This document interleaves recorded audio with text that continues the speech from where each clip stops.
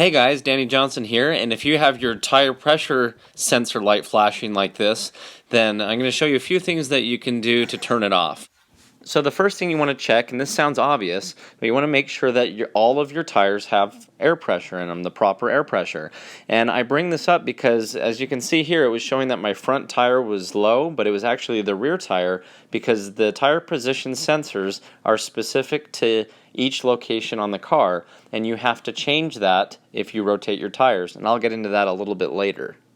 But you just want to make sure that all of your tires actually do have the proper air in them.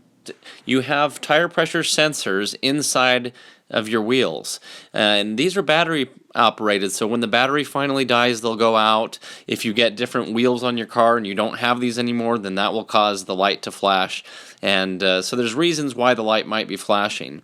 In my case, I had brand new wheels here, and so the sensors inside didn't match, and there is a tool that you can use to scan these and set them, and I'll put a link to that in the description. But ultimately, it may just be that your tire pressure sensors themselves, like I said, the batteries died on them or one has malfunctioned, and you have to take the wheel off of the rim to swap these out. So something that some people will do is they'll take some 3-inch PVC pipe, throw a bunch of these new sensors in there, cap it off, and then pressurize it using, you can see the valve stem that's sticking out of the top of that.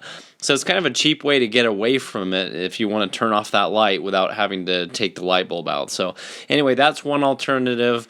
Obviously, the better option is to put the new sensors in and have them calibrated.